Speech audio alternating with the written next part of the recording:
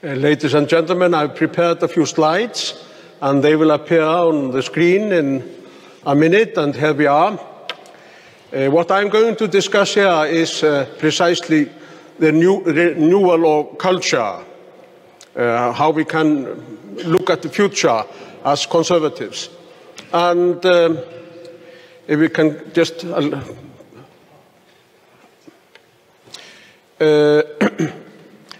I have written a book which I brought here called 24 Conservative Liberal Thinkers, trying to describe the tradition that we seek our inspiration in. And I would like to point out that this book is available online free of charge. So you just have to Google my name and Conservative Liberal and you will find it. And I start with actually two thinkers, Snorri Sturluson from Iceland, I'm myself from Iceland, go on, yes, and St. Thomas Aquinas. And both of them, St. Thomas Aquinas and Snorri Sturluson, even if they were pre-modern, they started with basically recognizing that the kings are under the same law as their subjects, and if they break the implicit social contract, they can be deposed. And this is really the beginning of classical liberal thought, which, as I argue, is also conservative. And also, St. Thomas Aquinas, he justified private property as bringing about peace and prosperity, and he was also surprisingly liberal in moral affairs. He said more or less this in Summa Theologica: man is a sinner, and the law should only pursue those sins of man that are harmful to other people. Leave alone the other ones. God has to deal with that. But the law has to deal with those sins that are harmful to others. And this, I believe, is a much better expression of the connection between morality and law than we have, for example, in John Stuart Mill. And here you can see, we get on the screen this painting. You can see what happens if we do not have property, because then everybody is fighting for the same cow because nobody owns it. This is what happens without private property rights, and this is precisely what St. Thomas Aquinas argued: good fences make good neighbors. We divide up the goods of the world, and then we can peacefully trade with one another. Then we have the classical thinkers, one after another. The first one is John Locke. And what John Locke really showed us was that we can appropriate things from the commons without harming other people. We can remove things from the commons and make them into private property, and we can do that without harming anyone. So he offered a cogent defense, moral defense of private property rights. And then we had David Hume, who argued that the laws of justice and private property, they come into being because they are responses to natural scarcity. And we had Adam Smith, who expressed two powerful ideas that the left doesn't still understand. One of them is that you can have order without commands. You can have a spontaneous order which can form itself without anyone being in command, anyone trying to direct other people. This is a marvelous idea, that we do not need commands in order to have order. And the other one is that our actions, they can have all kinds of unintended consequences. So these are very powerful ideas. And if we move on, then we have the four thinkers in the 18th and 19th century who provided cogent arguments for yet another pillar of the conservative liberal tradition, which is free trade. And those guys, they are Anders Chydenius from Sweden, Frederick Bastiat from France, Herbert Spencer from the United Kingdom, and William Graham Sumner from the United States. in the writings of those four thinkers, there is a very clear exposition of the case for free trade. And I believe that private property and free trade and then limited government are already described by St. Thomas Aquinas or Snorri Sturluson. These are three pillars of the political program of conservative liberals. Let's move on and just remind ourselves that trade is the key to prosperity, and then we go on. I believe that in modern times, actually, Austrian economics with Karl Menger and Ludwig von Mises provides the strongest intellectual argument for conservative liberalism. And if we just look at the arguments in the next slide, then we have Karl Menger. He basically solved the problem of price with his marginal utility theory. He demonstrated how price is derived from scarcity and marginal utility. And he basically also refuted Georgism and Marxism, which were the most fashionable political ideas in his times, because neither land nor labor is of any special status in the economy. Mises, he demonstrated the impossibility of socialism in his famous lecture to the Austrian Economic Society in 1920, where he argued that planning had to fail because neither Lenin nor the other central planners had any idea of how to organize or choose between alternatives if there were no prices on them, if the capital market was not a private market. It's a very deep insight, and I really advise you to read carefully Hayek's essays on this, because this is so crucial for us to understand why socialism is everywhere bound to fail, and so does interventionism. Let's move on. Now, let us go to Café Landmann in Vienna in November 1918. There are two guys there talking together at a table. One of them is Max Weber, and the other one is Joseph Schumpeter. And Weber says to Schumpeter, the Bolshevik Revolution will end in a catastrophe. And Schumpeter says, well, it will be a good laboratory to test our theories. And Weber says it will be a laboratory which will be full of corpses. And then Schumpeter very cynically shrugs his shoulders and he says, well, all laboratories have a lot of dead people in them. And Weber becomes very incensed, very angry. He says this is outrageous, and he storms out. And Schumpeter sits back and he talks to the people who are with him at the table and says, how can somebody behave like this in a coffee house? But Weber was right. According to the Black Book of Communism, 100 million people died as a result of communism. And hundreds of millions more suffered, had their youth, their creativity, their adventures, their innovations stolen from them by those awful grey men that governed in the communist countries. So let's move on.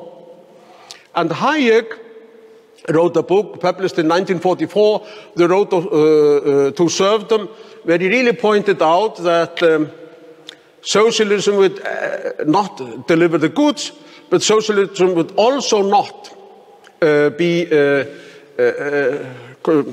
connected with freedom. It couldn't coexist with freedom. And you see the painting here.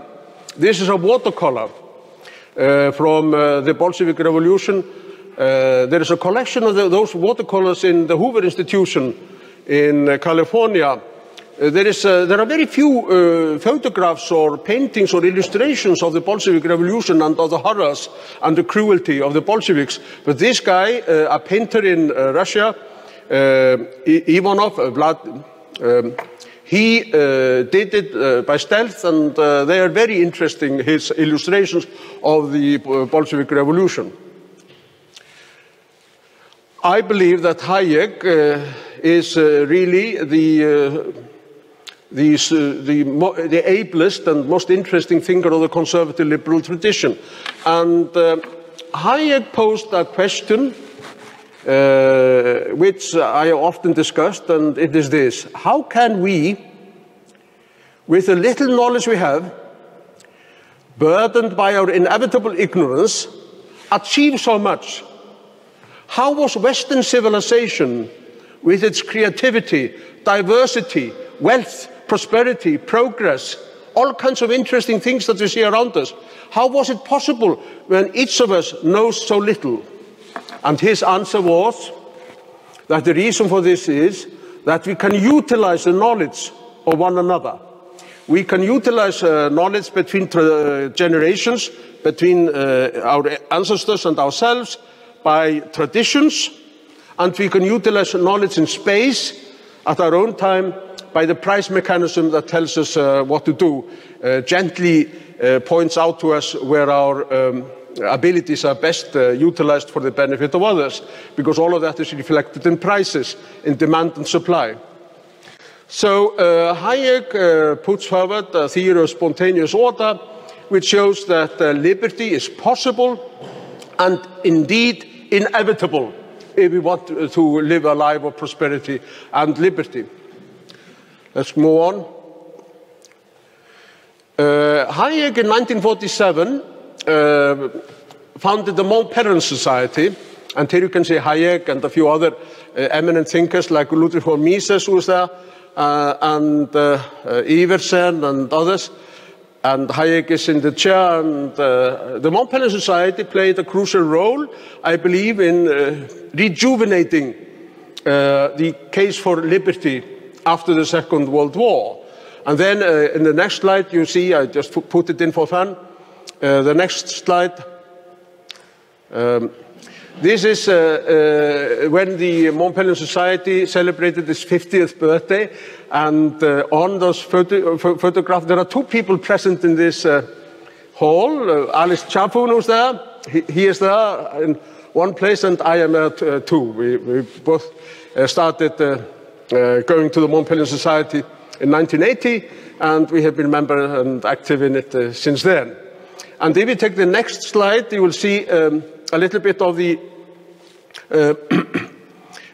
people that really made the difference. The disciples of, they were all actually, interestingly, influenced by Hayek. Churchill, he read Hayek's book, The Road to Serfdom, and once he ran into Hayek and he said to him, well, I read your book, it's very interesting, but I don't think this will happen in the Great Britain, because he thought that they had such a flourishing civil society that the corruption of socialism wouldn't take place there. And he was partly right and partly wrong. And then we have, of course, the two people who are also here, Reagan and Thatcher, both of them disciples of Hayek. I cannot resist telling you how Mrs. Thatcher greeted Hayek at the first time they met after she had formed her first government in 1979. He was in London in September of that year. She formed her government in May, and he was there in September, so she invited him to lunch at 10 Downing Street. And she greeted him in the entrance and said to him, and Hayek told me this story himself, Professor Hayek, I know precisely what you're going to say. You are going to say that I haven't done enough, and you are absolutely right. And by this, of course, as Hayek told us laughingly, she disarmed him. You know, he couldn't really criticize her after that. And he was very fond of her, and she also learned a lot from him, obviously. So let's move on. And I wanted just to say a few words about conservative liberalism as a political project. Because what we have been talking about here, Robert Tyler, for example, has spoken about it, and many other people, the alliance of conservatives and classical liberals was extremely successful in Europe after the Second World War. We had Konrad Adenauer, the conservative, and Ludwig Erhard, the liberal, who really rejuvenated Germany, and we had a similar thing happening in Italy, where Luigi Einaudi, the liberal, and Alcide de Gasperi, the conservative, they joined forces, and Italy rose from ashes. And then we had, in the 1980s, successful liberalizations in very different societies. Recall that. Look at it and think about it and reflect upon it, that these were totally different societies that had this these reforms. We had the military junta in Chile, we had the Social Democrats in New Zealand, and we had the Conservatives in England, in the United Kingdom, Mrs. Thatcher. And all of this was very successful. So you had very different political regimes, similar liberal economic problems, free market, private property, free trade, open economies, cutting government expenditure, stabilizing the economy, etc. And all of this had the same result. Very interesting. And I also, because I come from one of the Nordic countries, I cannot resist telling you that they are not at all an example of any successful social democracy. They are successful despite social democracy, but not because of it, because they had become rather prosperous with good distribution of income before the Social Democrats took power. And when they were going too far, when they are sliding towards the serfdom that Hayek had warned against in the late 1980s, the Swedes retreated. They stopped the expansion of the welfare state. They learned from their experience. So I think actually Sweden is a good counterexample against socialism and not an example for it at all. And then we have had in many of the Central and Eastern European countries successful reformers like Mart Laar and Václav Klaus. Both of them actually read over parts of my book because I discussed their reforms there. I know both of them, and they were very friendly and about it. In the chapter on Friedman, I go through these reforms in many countries. Then let's move on. When I was at Oxford in the 1980s, there were a few of us who were very interested in Hayek's ideas. And he came to dinner with us. This is in the reception just before the dinner. And then there was dinner. He wanted to have the dinner at a Chinese restaurant. He said he liked Chinese food. He also liked Bourgogne wines, Burgundy wines, and so on. He said to us also that he found Japanese food a little insipid, just a matter of anecdotal thing. But in the dinner, after this, I'm there kneeling at my master's feet, as you can see there. In the dinner, he gave a little speech, and he said to us, I am, of course, delighted that young people are interested in my ideas and discussing them. But if you want to form a high society here at Oxford, because we were asking him for permission to do so. If you're going to form a Hayek society at Oxford, you have to make me one promise, Hayek said. You have to promise not to become Hayekians, because I have noticed that the Marxists are much worse than Marx, and the Keynesians are much worse than Keynes. I'm not sure that I have always fulfilled the promise, but I will try my best in the final section of my talk here.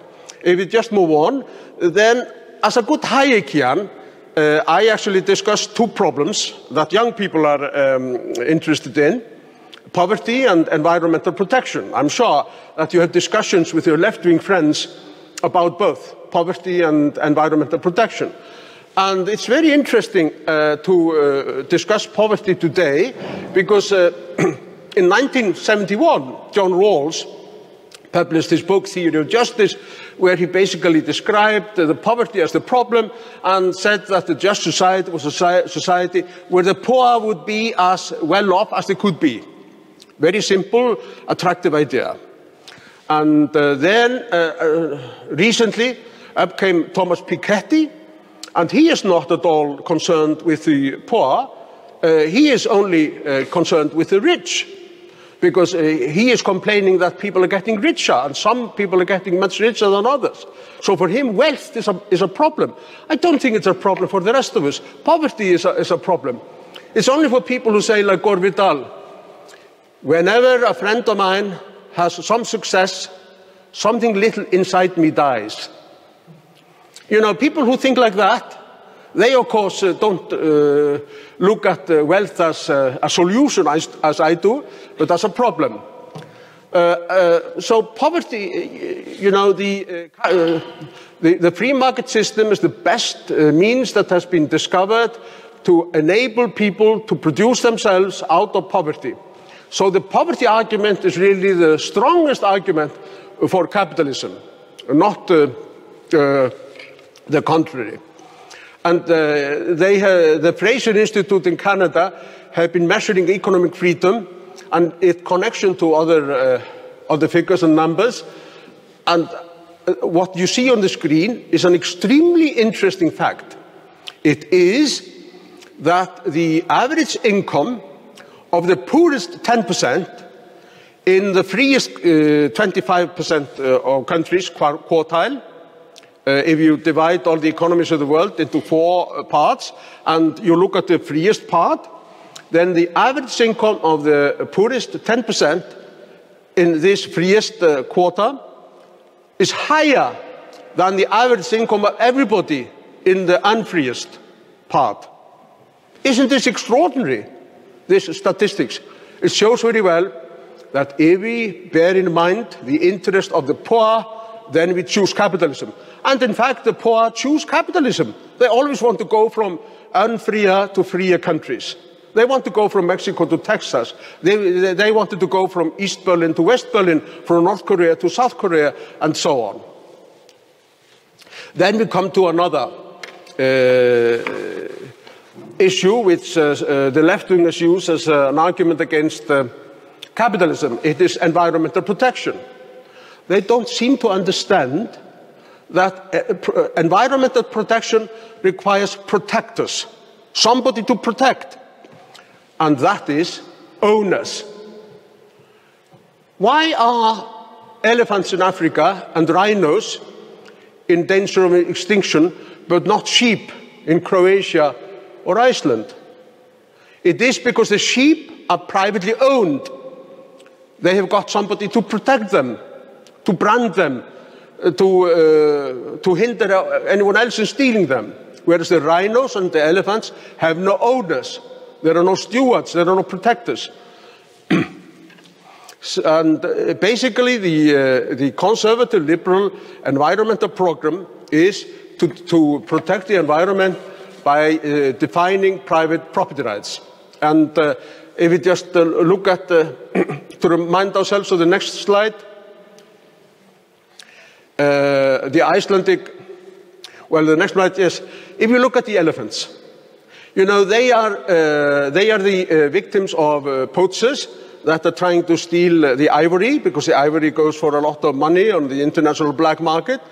If we would make the communities living close to the elephants, the owners of the elephants, we would change the poachers into gamekeepers, and they would start protecting the stocks.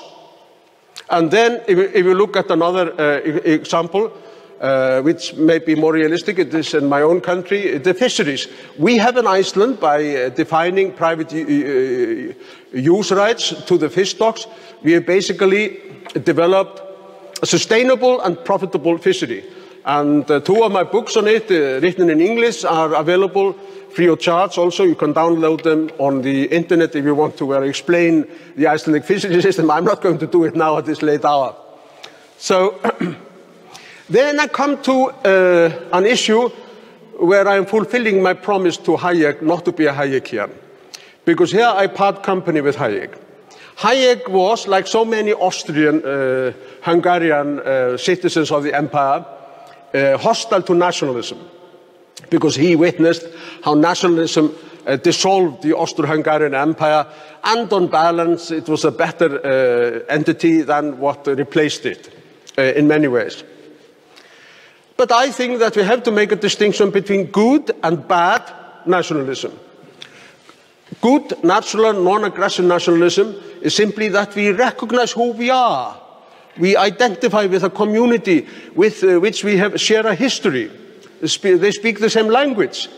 We in Iceland, we separated, for example, from the Danish in 1918 and formed our own national sovereign state because we were Icelanders, not Danes. The Finns, they separated from the Russians because they were Finns, not Russians. The Norwegians separated from the Swedes in 1905 because they wanted to be Norwegians and not Swedes. And the Slovenes, the Slovaks, the Croatians and others, they say, we are who we are, we want to be friends with others, but we are not them. We are different. We have our own identity, and we want to foster and protect and preserve that identity consisting in our heritage and language. Then we have, of course, bad nationalism, which is aggressive nationalism, and I think that the war in Ukraine is actually a war between good and bad nationalism. The Ukrainians want to be a nation. They want to have a sovereign state. They want to be Ukrainians. They want to speak Ukrainian. They want to preserve the Ukrainian literary heritage. But the Russians, or the clique governing in the Kremlin castle, doesn't want to allow them this and is attacking them because of that. They are militant, aggressive nationalists. So we have this playing out just before our eyes. And let us look at another slide, which illustrates the bad side of nationalism. Here is a French teacher after 1871 who is teaching to his students that they really have to retake Alsace and Lorraine, or Elsass-Lothringen, and trying to encourage them to go to war to Germany over this. Eventually they did in 1914.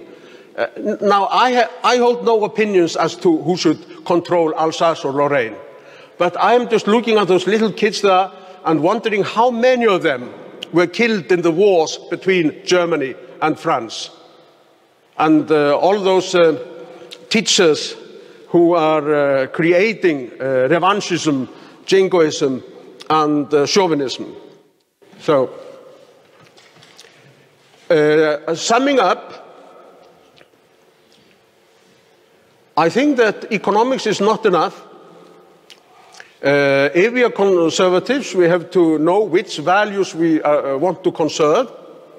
And I think that those values are what has been developed in the West in the last 1,000 years, the individuality, diversity, the will and ability of ourselves to make choices, not to be only a part of a group, but also to be individuals. I also think that it is only a half-truth that economic freedom erodes conservative values, because at the same time as globalization and economic freedom does do that to some extent, it creates new communities and new ties and new attachments. Just walk around New York, which may appear to you to be a concrete jungle, and you will see, if you just listen carefully and you step into a basement cafe, and there the Irish are singing their national songs. You also have in Wall Street a special community with very strict rules. And all over New York, there are invisible ties and attachments that have been formed inside and within and by capitalism, at the same time as other ties and attachments, of course, have been broken.